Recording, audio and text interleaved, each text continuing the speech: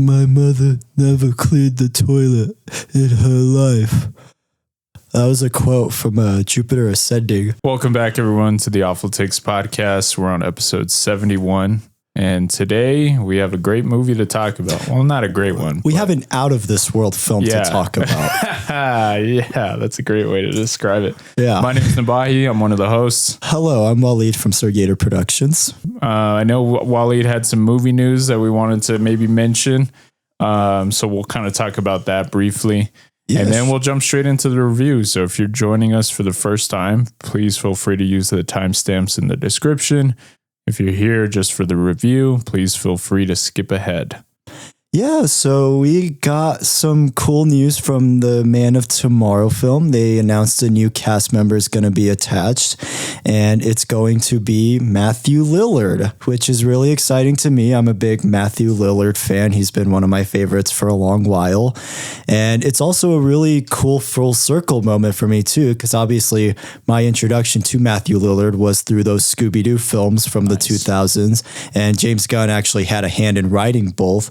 And now to see James Gunn obviously writing and directing this new Superman sequel and everything and bringing back somebody that he used to work with, I think is just a really cool thing to see. The character that he's going to be playing is still like not unknown and everything, so we won't probably find out till maybe like a trailer or something comes out. But it was something I just really wanted to mention just because I love seeing someone like Matthew Lillard get more roles and everything, and especially becoming more in like the bigger spotlight, and especially with superhero films and everything. So yeah, it was just a simple little piece of movie news that was exciting to me. But yeah, how do you feel about that, Nabahi? Yeah, Matthew Lillard? I think with Matthew Lillard, it's obviously he has a lot of potential, and I think this might be one of those moments where maybe, depending on the size of the role, obviously we know like the main villains and stuff are cast. So I don't know how sizable the role is, but just genuinely hoping he can, kind of break out of that mold that he's, not been in, but, just I want to see more from him. Mm-hmm. I know recently the films I've seen him in were the Five Nights at Freddy's movies. Okay. I haven't seen those. Yeah, and he was entertaining in that first one for sure. But yeah, it's definitely he's one of those actors where I'm like, I wish I could see more from him. Me too. I wish he had more work. So hopefully this could kind of serve as kind of like a jumping point to hopefully, secure some kind of big role or something. And I really do feel like compared to some other actors who are more popular, I feel like he has quite a bit of range too. He really does. Yeah. I feel like he could do either dramatic, he could do comedy, he could do sadder roles. Mm-hmm. And I feel like with superhero films, like especially because one of my favorite things with him is how over the top he can be sometimes with certain roles. I feel like he's kind of perfect for like the DC universe, Yeah. And it's one of those things where I think James Gunn is probably someone who specifically cast him because he has an idea for him, almost kind of like a specific part written for him, Right. At least that's how I see it. That's how I see it a lot with his movies and things. Yeah. Kind of similar to like a Nathan Fillion, Yeah. And he uses actors, he knows how to use them in the right context. Figure like he's the reason Dave Bautista has such a big acting catalog now is because he knew how to use a guy who was a wrestler and everything and kind of make him shine, in those moments in the first Guardians movie. Yeah, absolutely. Yeah. So hopefully, like I said, we can kind of see something, at least a decent sizable role from him. And hopefully, like I said, it can kind of serve as that jumping point into, more roles, bigger films. No, not even just bigger films, but just, more substance to the roles and everything. Yeah, absolutely. Yeah. All right. So what do we got for today? I made the recommendation of a movie that came out in 2015. It is called Jupiter Ascending. It is directed by the Wachowskis. Very famously made the Matrix trilogy movies. They made Speed Racer. They've had their hands in a lot of big projects. So this was kind of a big deal that I remember when this movie was coming out, like big letters from the directors of the Matrix, Oh yeah. And they were doing this new kind of sci-fi story, you know, and it came out for me in an important year of movies. Obviously, I talk a lot about 2015 and how pivotal that year was of movies for me. Yeah. And this movie came out beginning of the year, like February. And man, did it just flat out sizzle almost immediately after release. I mean, I don't even know if people were excited for this movie, but all I know is, it just tanked almost immediately. And honestly, years after, and even just in the subsequent following months, I just feel like I heard no one talk about this movie. And it's crazy to think about, considering its budget of $170 million, considering, you know, all the actors they have in this movie, and considering at the time, I'm pretty sure around release, either before or after, Eddie Redmayne wins Best Actor for Theory of Everything. It was like a month before. Yeah. So like to go from winning Best Actor, and literally this was probably the next movie to follow it up. I'm choking because I can't even believe what I'm saying. To go from winning Best Actor to having just a shocking performance in this movie. And not only to mention, just like you're putting together like a sci-fi epic movie or whatever. Why are you casting people like Channing Tatum, Mila Kunis? Like it makes no sense. It's strange. Yeah, it is. This movie is just an amalgamation of just strange choices, and they don't surmount to anything. And by the end, you're just left feeling empty. Like you literally just wasted 2 hours of your life. For me, I wasted money renting this movie because it's not streaming anywhere. Because I guarantee no streaming studio is like, I'm not going to pay to have this on my site. There wasn't even any libraries that had it in my town. Literally. And I literally afterwards was like, I just paid for that. It was $7. So yeah, and honestly, I kind of want to talk about this movie because we're in a day and age now where we're getting like better sci-fi movies, you know? Right. Yeah. Obviously, I personally am not the biggest fan of the Dune movies, but man, I'll watch those any day over this movie, you know? Yeah. Not to mention all of the other sci-fi misses that were coming out in the 2010s. John Carter. Yeah. This movie. And there was just so many just swings for the fences to try to create a new franchise, you know? Yeah. And I'm pretty sure it was kind of impending on all these lower end movies that, oh shoot, movies like Star Wars were coming out, you know, things like that. And they were trying to get out before that happened. Isn't that kind of funny? That was like later on in the year. Yeah. And then you had this at the beginning of the year. That literally feels like a Phantom Menace continuation. I swear, like the way people talk in this movie is just so boring. Yeah, there's a lot of space politics. They talk for like 20 minutes to get across the most basic point, and I'm just like, oh, I didn't need to watch that whole scene. You literally could explain it in a sentence, you know? So yeah. Right out the gate, I'm just going to say, if you haven't seen this movie, don't watch this movie because you're going to have to pay money to see it. And I don't want you to do that. Please don't. You could maybe watch clips on YouTube and just get the bullet points across. Yeah. You'll do a better job just watching the clips on YouTube than you will watching the movie. I really can't recommend watching this movie. Like it just, I feel like they'd be like, this was a waste of time, just like how I thought it was. Yeah. So I kind of apologize, Wallied, for recommending this movie. No worries. No need to apologize. Wallied, I know you're a fan of the Wachowskis and everything. So I know you had seen this movie, right, when it came out, and that was it. Yeah. So I guess I'll talk a little bit about my experience with the Wachowskis. So it actually goes back even further than that. I forgot to mention it when you recommended it. Yeah. But my first experience with the Wachowskis was Speed Racer, and that. Oh, nice. My dad took me to see that at the theater, and that was actually one of the earliest memories I have of seeing a movie in theaters. Actually, okay. So yeah, I was quite at an early age. I got the experience of the Wachowskis, and then this was was the second film of theirs I saw. And I remember my dad and I being like really excited to see it. I think we just saw like a teaser or something, but we were both like really excited to see it. We went on like a Friday. It was like after school and everything. Cause that was like a thing my dad and I used to do, is we would go and see movies at like the quote unquote dollar theater or discount theater. And it was like a month later, this film was there. And so we went on a Friday evening and we were both really excited. And I think I'll be honest, I think this was the first time I saw a movie in theaters where I was like, that was really bad. And my dad and I just both looked at each other after the movie was over and we were just like, what did we just watch right now? You know, and like through the whole car ride back home and everything, we were just like, this was so terrible. I couldn't even really process everything that was going on because it was so boring, but I was just sitting there like, why was he yelling a lot? Why was he, what was the plot of that movie? Was she like a queen or something?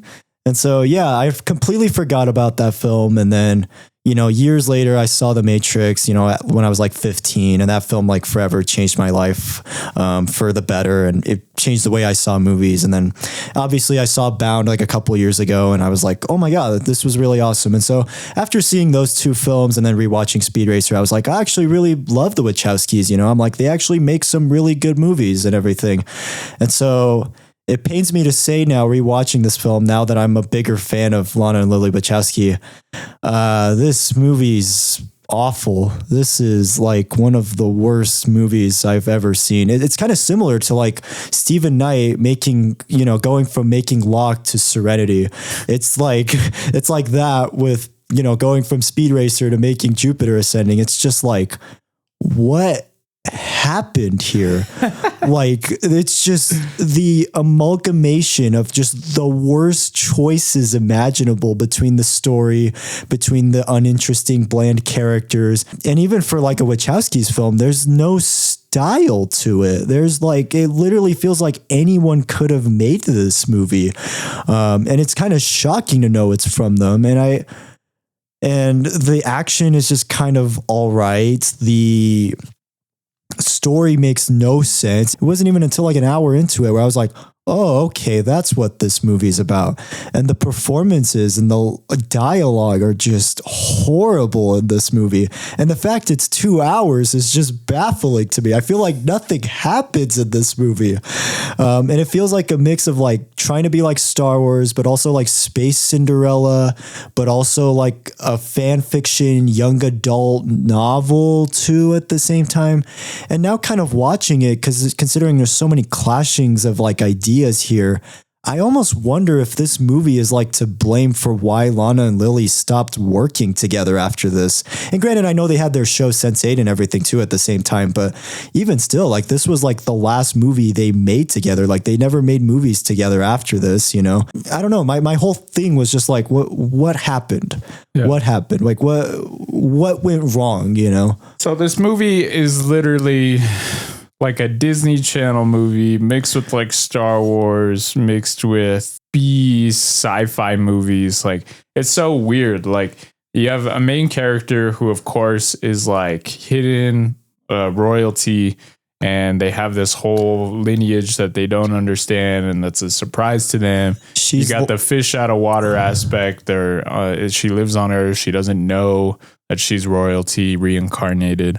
And she cleans toilets and things like that. She's a housekeeper. And you have a guy sent to protect her amidst these feuding factions and families and stuff.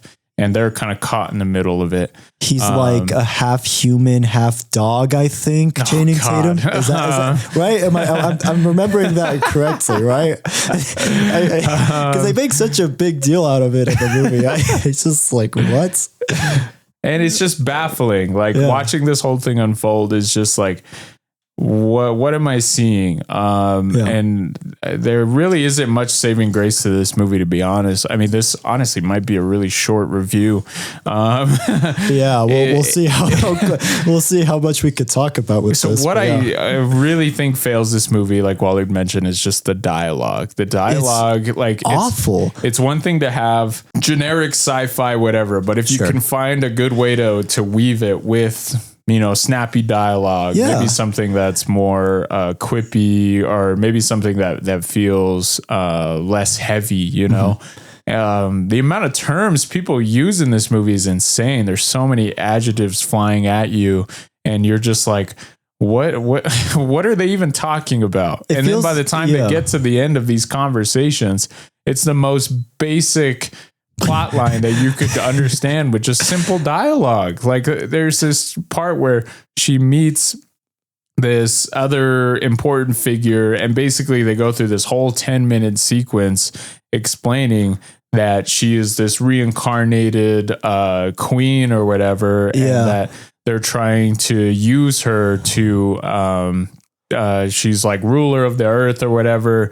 And it's like, you can say all that in such a shorter time, like, or just a simple way. Because that's the thing that like kind of baffles me with it, is because like the Wachowskis are like so good at being able to communicate a lot of those philosophical ideas in such simple ways. But yet in this movie, it feels so convoluted and complex that I'm almost convinced that they were just kind of making it up on the spot and as they were so filming it. Heavy-handed, and it's just one of those things that kind of reminds me of the prequels, of just like, you have characters in your story that are important, and the only way to convey that is by keep saying how important they are. Did you know it's important? Yeah. It's very important. I've only told you like 20 times, but you know it's important, right? And it's just like, this is so heavy-handed. And honestly, when I was watching this, I was just like, my mind was just like, what am I watching? Like, I literally had to, I feel like I'm losing my mind. Times. Yeah. And just kind of check, like, did I hear that right? Am I on the same page? Do I need to go look up the plot synopsis? Yeah. And the main character, she's not really that likable. She doesn't do much in this movie. What does she do in this movie? She cleans toilets, and then she just keeps getting saved by Channing Tatum. Yeah. It is like flying sneakers or whatever it is. They give this whole plot thing that she's like reincarnated as like her the queen or whatever. Yeah. And then there's this whole marriage thing. So I'm like, wants to marry his mom. I know, that's what I was thinking. I'm like, does he want to have sex with his mom? Is that? I think I'm getting at this correctly. But I think that's also my problem too. Is Mila Kunis, and no offense to her or anything. Like, obviously she's trying, but I'm like, she really doesn't have that much charisma. Like you said, she's not that likable in the movie. It doesn't even feel like she wants to be there half of the time. It's like she's just there to go collect a paycheck and leave. Yeah. And that's how I kind of feel with a lot of the performances in this movie. It just feels like they were just kind of there to say the lines with little to no emotion and just leave. And I feel like they weren't given much direction, because there's just, it's directionless. Yeah. There's weird moments in this movie. Like, for instance, she sees these aliens kidnapping her friend or worker or whatever. I don't know. And her thing is to take a picture. She takes a photo, gets her mind wiped, forgets about it. It's like later on, she's on her phone and sees that photo and just doesn't react to it at all. She's just like, oh, wow. Oh, there's that person getting kidnapped by aliens. And I'm like, where's the direction? Like, any other sci-fi movie or something, that would be like a big thing. Whoa, yeah, hey, like, what the heck? What are those aliens? What? Like fucking the 2000s, when Will Smith finds out about all the aliens in Men in Black. Like, that's a big moment, you know? It's a big deal. Or even the whole memory loss thing, exactly. You know? I'm like, come on, guys. Oh man. And there's so many choices like that in this movie that just feel weird. They feel random. Even some of the cuts in this movie just, they like jump around, and I'm like, wait, what was I supposed to, like, for instance, with that whole alien thing, when these aliens impersonate these doctors and everything. It was like some, what was he weird trying to jump cuts happen, and I didn't know what was supposed to happen. Like, the aliens run up to her and like do the little memory erase thing, and I had no idea. And then it just jumps to the next scene, and Jupiter and her friend are just talking, and I'm like, wait, what happened? Yeah. Like, where were the aliens? And then we don't find out till later that her mind was wiped in that moment. But I was just like, you didn't wipe my mind, because here I was like, that was such a strange editing choice. Like, you're the outsider in this movie. It's kind of genius, the body. If you think about it, you're like the aliens. Oh my God. And then some of the sci-fi choices in this movie, like, okay, granted, at some point in sci-fi, I feel like we've kind of tapped out, right? Like, I feel like we've thought of everything that we can think of, you know. Sometimes you see ship designs, they feel reminiscent of other sci-fi movies, which, you know, I understand it. Like, we can't be 100% original anytime we take a swing into this genre. Most likely you're going to end up borrowing from other movies. You're going to do things like that. Or certain philosophies. Okay, I'll give you that. So some of the original things in this movie that I'm like, okay, I get what you're trying to do. You were trying to make your own thing, and you thought it was cool, but it was a miss. And one of the things in this movie, like Wallied said, is Channing Tatum's character has like these roller blades. What are those, like Heelys? Boots. Yeah, like space Heelys. That's what they are, space Heelys. And they look stupid. I'm sorry. It's just stupid. They look dumb. The effects look kind of silly. Yeah. He literally looks like he's rollerblading these scenes. And I'm just like, dude, like, come on. Like, I get it. You were trying to be different. You know, the obvious thing is flying boots, you know, and they were trying to think like, okay, how do we switch it up? But he literally looks like he's rollerblading. It looks like when the Flash is like running, you know, like in like the Justice League movie. And I'll give this movie this. The first action sequence with it, it's okay, cool. Wasn't bad. But then they do literally how many times after that do we see Channing Tatum in these boots flying around, shooting, and have his shield out? Like, none of the action evolves in this movie. It's just kind of repetitive. Yeah. By the time you get to that third act, I'm like, great, here we go. We're about to start this. And I checked the time of the movie. I'm like, great, we have like 35 minutes left. So that means I have to watch more of Channing Tatum flying around in these boots, and man, it's painful. It is painful to watch. It is very painful. Yeah, it's just very repetitive, unfortunately. Yeah, and then by the time we get to the third act, I was already just kind of checked out, and then it's like this whole thing with like Jupiter and Eddie Redmayne, and like Eddie Redmayne has like a fake out death or whatever. And then like everything is like collapsing. And then there's this whole thing with like the space lizards or whatever. And he like chopped his head off through like the moving mirror glass or whatever it was. It just all of it feels just like it kind of, to quote you, it feels like CGI noise to me. It does. In the third act, you know, at least in that third act climax. And it's just like, it's like you had such a big budget. You had, for literally what some films dream of, you had $170 million on your new idea, you know, like, dude, on Space Cinderella. Yeah, most people would jump at that opportunity to think of, you know, anything that feels new. Especially if it's an original idea. Yeah, of course. And it's like when you're watching this, it's just like you feel like you've watched this movie already. You feel like you've seen it in so many other sci-fi movies. Feels kind of generic. And again, they could have taken this idea, which we have seen before, and just kind of painted a new coat of paint on top and made me at least feel like, oh, trick my mind. I'm giving you something new, even though it's something that I've seen. Already familiar with. Yeah. But they don't even do that. And it's like, I really wish they would have at least tried that, you know, make the dialogue feel unique. And it's like, it's just weird because I'm like, all their films have unique dialogue, and it's just this one that just feels like so stale, and like, it feels like AI wrote it, honestly. And it's like, how often in this movie do you feel like the words and everything just feel so heavy-handed, you know? Characters talk about Jupiter in this movie, and they use all these crazy terms, buzzwords, and they try to think of like new, your people killed the dinosaurs or whatever, and it's just like, what? I was like, what do you mean? I don't care. Or you like at the beginning when like Jupiter's dad, he's like, he loves his telescope so much that he just like holds onto it instead of protecting his family, and then he ends up getting killed, and it's just like out of nowhere, random. It's so random, and then it's like on to the next shot where they're on a ship, and she's all, yeah, I wasn't born in a country, I don't have anything other than my name. I'm like, what? Where did this come from? Okay. I think that was the only thing I know about Jupiter is she wanted a telescope. And then she tried donating her sperm. That was it. That was like all she did. And she tried to buy a telescope and everything. There's like side plots in this movie that just, I don't know. It's baffling. One of the things I wanted to talk about obviously is just Eddie Redmayne, which I looked it up. I think he won a Razzie for this performance that he gave in this movie. Again, Oscar winning caliber actor. He literally fresh off his Oscar win. Granted, I know this wasn't filmed afterwards, but still. The same year, one month before. You gave the performance of a lifetime, and then you do this. And it's just like, how? What?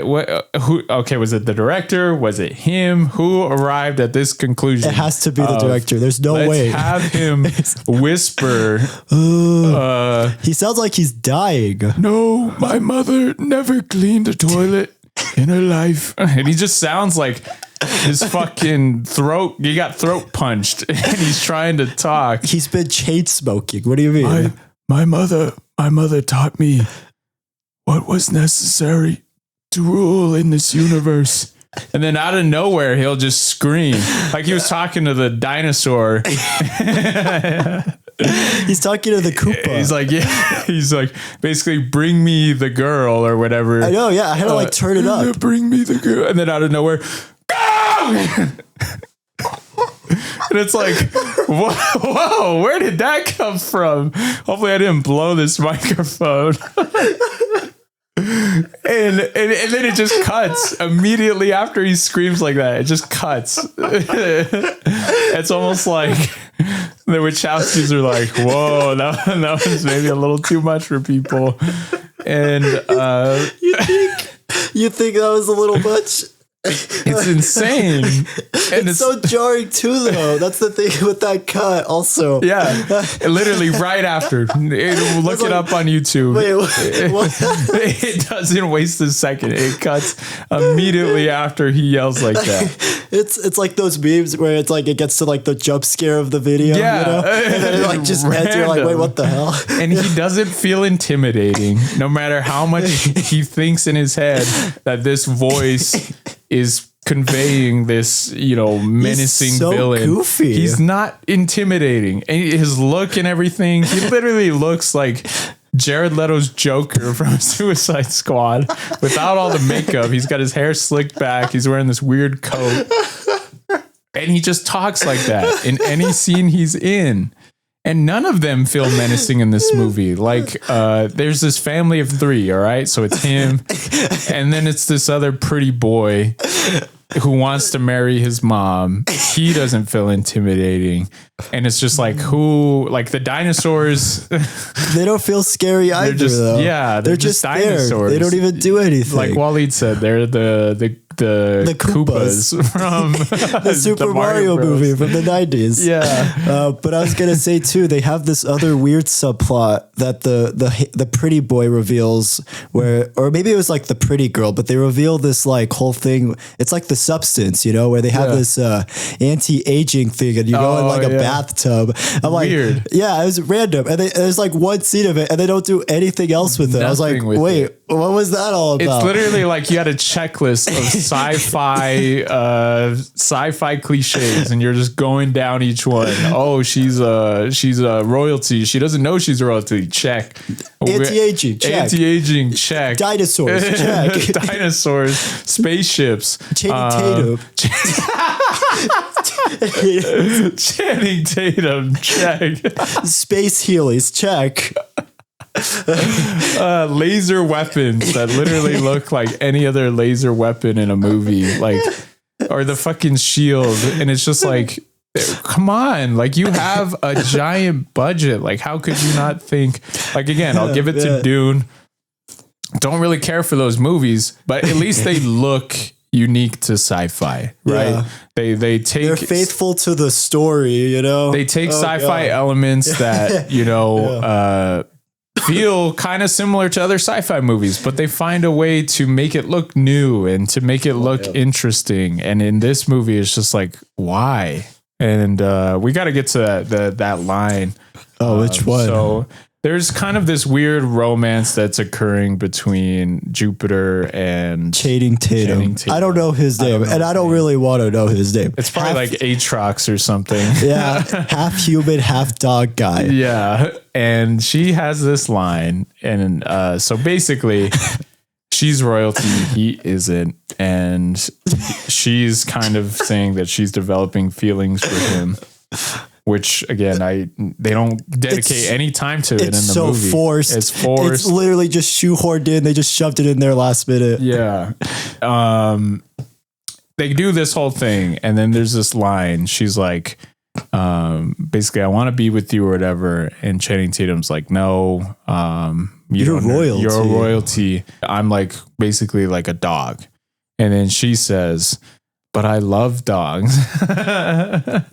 Oh my God, dude. I cringed so hard. And I was like, that was insane. Is she a furry? Wait, that's it, right? She's a furry. Confirmed. Just random. It's a random line. Yeah. And then he leaves, and then she whispers it like somberly to herself. She's like, I love dogs. Oh my God. And I'm like, oh my God.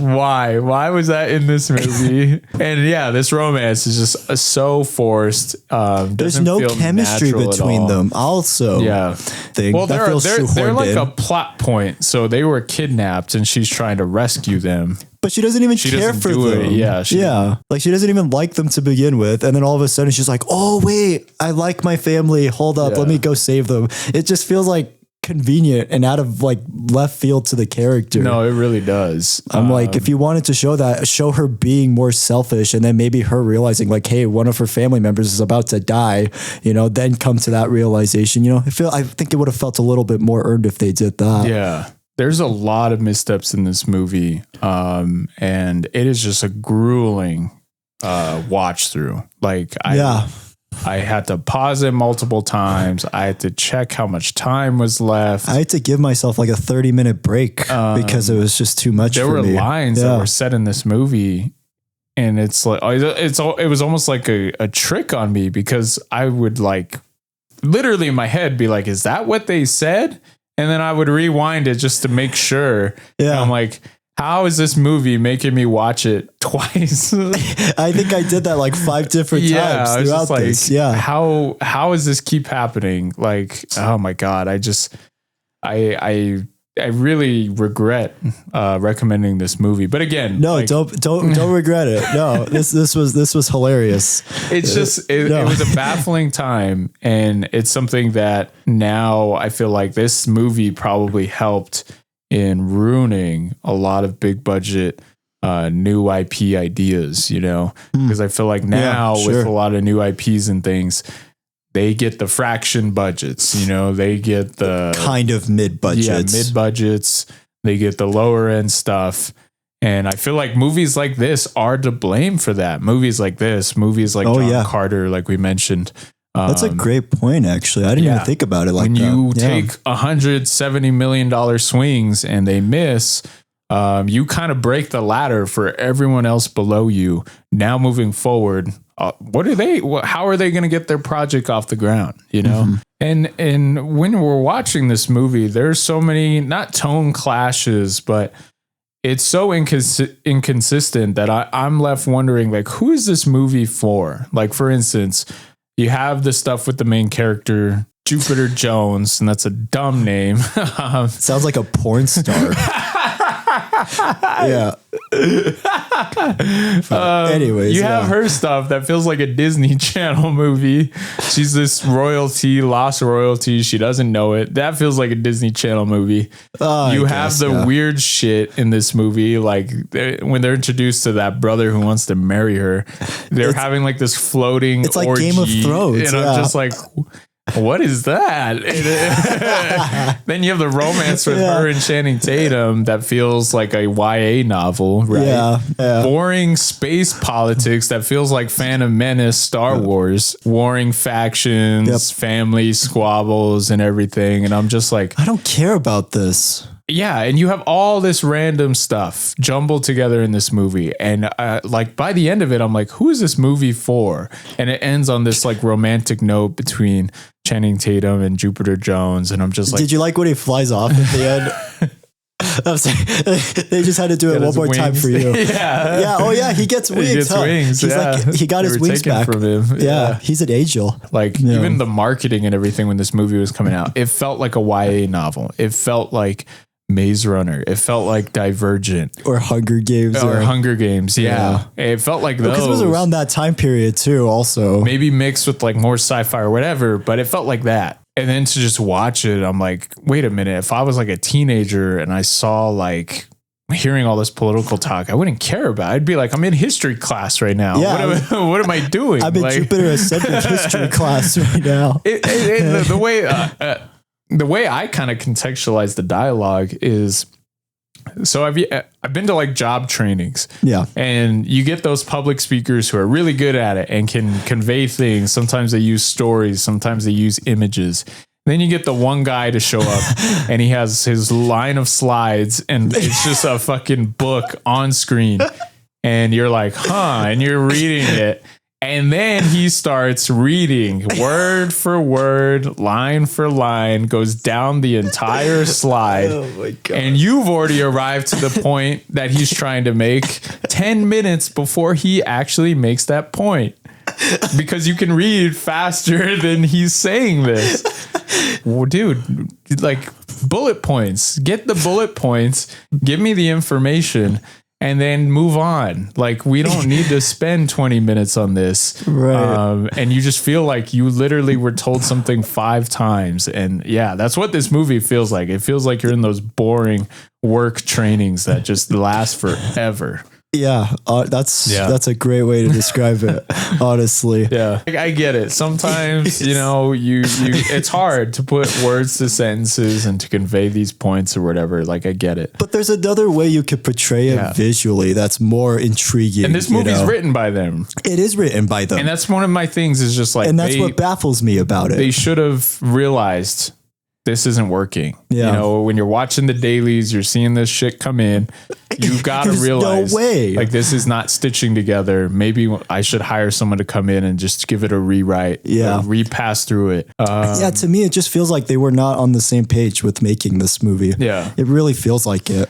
And by the end of it, I was really left with this feeling of, this is like an adaptation of like a novel or something. Like, that's what it feels like. It feels like it's just like one of those bad adaptations. And then just to find out that it isn't. It's not. Like, I know. I'm like, wow. Because sometimes I can kind of give a movie a pass if they're adapting something that is a little hard to translate, you know? Right. Especially those books that are considered unfilmable. Yeah. That's a big swing. And then just to see that, no, this was wholly them, and they had the budget that most directors wish they could have, and they're just taking it for granted. Yeah, it was their original idea, and it was a miss. And again, movies like this, like, they did so much more harm than good. You know, like, we really are in a space now where unless you are the big franchise that has proven success, or you're Christopher Nolan, and you have the big name, yes, you're not going to get anything. You're going to get a fraction, you know, until you prove your name and your worth. We're not going to give you anything. So this movie is just absolutely strange. It's a fever dream. It really is. And I have no interest in ever seeing this again. I can't recommend anyone, any subscriber or anyone listening to this to watch this. There's not even fun to be had. And it's like, even when I laugh at the Eddie Redmayne shit, it's barely in there. It's only like 10, it's like 20, like what, 10, 20 minutes? 20. You can look those scenes up on YouTube and you can laugh all you want. Oh, what does he say? He's like, I create life, I destroy it. It's insane. You can watch those scenes on YouTube. You don't need they're 2 minutes. You don't have to watch the whole movie. Spend the money on this movie. The only way I could ever see is if you are subscribed to maybe like a Netflix or something and they somehow shadow drop this movie. It's like autoplay to the next movie. But even then, you should just get out. You're going to fall asleep. You're going to fall asleep. Like this, man, it was such a slog. I'm glad I watched this in the morning and not at night, because I think I would have fell asleep if I did. I think I'm going to give it, I think I'm at like a 1 out of 10. I really have no interest. Maybe some of the brighter moments in this movie, some of the CGI with like Jupiter and the planets and everything. It's kind of cool. Really cool. Yeah, that still holds up surprisingly. They're flying into the planet and you see all the gas and everything. I thought that was cool. Yeah. And like I said, that first action sequence with Channing Tatum and stuff, it wasn't bad. But again, they just space Heelys. They found their clutch and they just leaned on it the whole movie. And I was just, by the time the end came, I was like, I don't want to see him using these goddamn boots anymore. You could say they clutched out Achilles' heel with like this. They were barely cool in that first scene, and the more I see it, the more lame it gets. Yeah. And a lot of this, one little scene, a lot of the sci-fi shit in this is lame, because literally, like, they're chasing through this grass field. They're trying to act all sneaky. Yeah. They're like trying to find Jupiter. And then out of nowhere, one of their colleagues is on a freaking motorcycle above the grass, not trying to hide or anything. And I'm like, aren't you guys trying to be stealth? And then she finally realizes, let me turn on the cloak. And then it turns on. And I'm just like, you're on a space Harley. That thing's probably so freaking loud. I have a neighbor who revs up his Harley every morning, and he lives 2 blocks down the street. And I hear that shit. Now the sci-fi Harley, that's going to be loud. And they're trying to act stealth. They're trying to find her. Oh my God. I forgot about that. Gotta stop talking What about this. Sean Bean? He didn't die. He did not die. He didn't die. I know, the one movie and show he doesn't die in. Yeah. I know. And it's not even a good movie. It sucks because I like Sean Bean. I do too. Just, when I saw him, I was like, cool. And then he sounds like everyone else in this movie. And I'm like, no. Yeah. I was like Fox from Dora. Oh, man. But yeah, I'm at like a 1 out of 10. Nice. Yeah. Wow. What a disappointment. I think this is just such a disappointment. Yeah. It's just so terrible. Literally. I can't believe this is from them. You know, Lana and Lilly have like changed my life with their movies, with The Matrix and Bound and Speed Racer. You know, they've had such a big impact on me in that sense. And then you come to this movie and it's just like, all of that is just thrown in the trash. Yeah. There's no style. There's no substance. Yeah. All the performances are horrendous in this movie. There's not a single performance I liked. Even Eddie Redmayne's performance is so laughable in this. It's like a Neil Breen movie or something, dude. The action is barely there. Like the story makes no sense. The fact it even took me an hour to figure out what the movie was tells you how I feel with the story. Yeah. I'm like, I don't even know what I'm watching right now. And then on top of it, like, it's just it's some decent concepts, you know, like the anti-aging thing's kind of interesting, but they don't do much with it. Yeah. They just introduce ideas and then they're just like, I don't want to do anything with it, you know? And yeah, it's so heartbreaking to know, like, this is the movie they ended off on. It's like, yep, what happened? It makes a lot of sense now that no one talks about this movie. Yeah. Like, you don't hear it brought up. It's not even worth talking about. It really isn't. Like, halfway through watching this, I was like, dude, why did I recommend this? Like, I'm not even gonna really have much fun talking about this movie. I mean, I had fun with the Eddie Redmayne part. Yeah. I had fun with some of the goofy sci-fi stuff that they introduced with like with Channing Tatum and whatnot. Yeah. And then, just like the romance is so forced. I don't feel the chemistry between either of them. And it sucks too, because I kind of like Channing Tatum sometimes. I kind of like Mila Kunis sometimes, more in like supporting roles, but they just don't work well as like two leads in a movie, aside from one Channing Tatum movie, Roofman. He was pretty good in that. Nice. But I mean, and the fact it's 2 hours too, man, it just drags. Everything drags in this film. But it really, oh my God, I'm so sorry. It really pains me to say it, but I have to, I mean, I don't think I could give this anything higher than a 1. It's a 1 out of 10 from me. This really is like one of the worst movies I've ever seen. It's just the worst execution. It's just, everything that could go wrong just goes wrong in this film, you know? And it really does pain me to say that. But hopefully someday maybe they can reunite and maybe make a better movie. I'd like to see them do something like Bound again and maybe just like go more like grounded, something that's a little bit more lower budget, something that's a bit more on like something that is ambitious, but you're showcasing it more on like a smaller scale. I would like to see that kind of style with them again, and hopefully we get that someday. But this is not it. This is just even worse than when I saw it the first time, so we'll have to wait and see what they come out with. That's Jupiter Ascending. Well, we ascended to Jupiter. We did it. Let us know what you guys think. Please let me know if I'm misunderstanding this movie. Who knows? Maybe it is a cult classic. I've seen a few people on Letterboxd say they love this. I think in 100 or 1,000 years from now, when humanity evolves to maybe talk like this might be like this might be their masterpiece. They just didn't get it 1,000 years ago. Wallied, what are you going to recommend for us next time? Well, see, since you got to have fun with this, it's my turn to have fun now.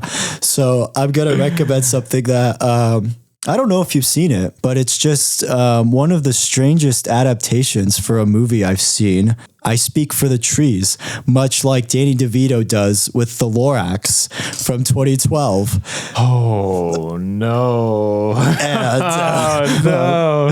Yeah. Wow. It is quite the experience. It is a fever dream.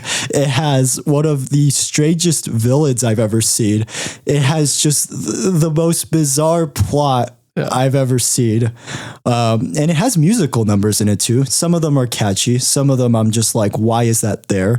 But it is one of those movies where I'm like, how is this real? And it's from Illumination too. So I guess this is our first time talking about this studio also.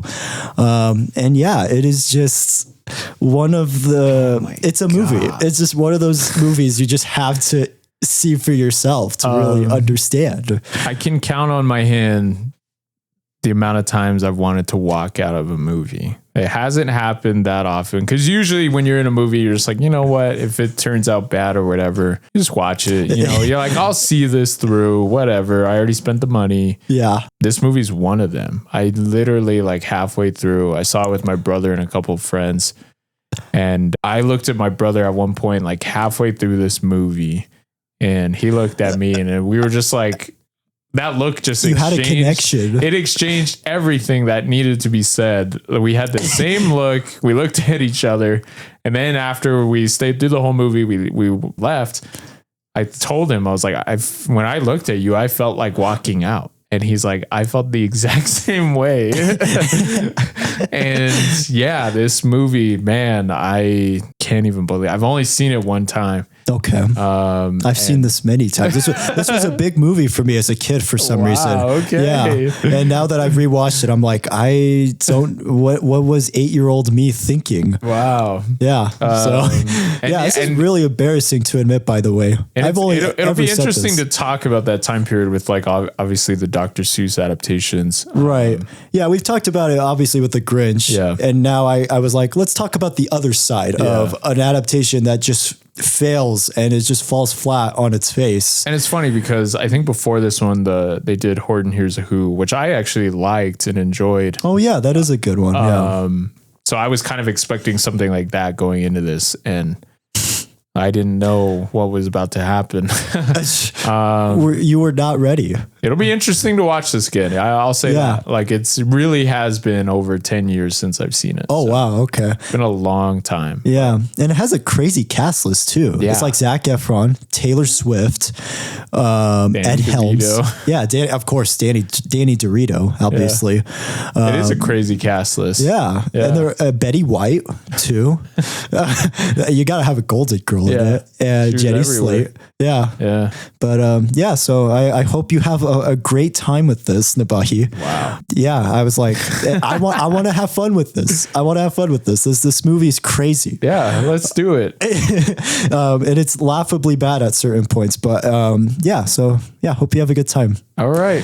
Thank you guys for joining us. Thank you. We appreciate it. Yeah. Nabahi will be speaking for the trees next episode. All right. Good day and good night, mates. We'll see you on the next one.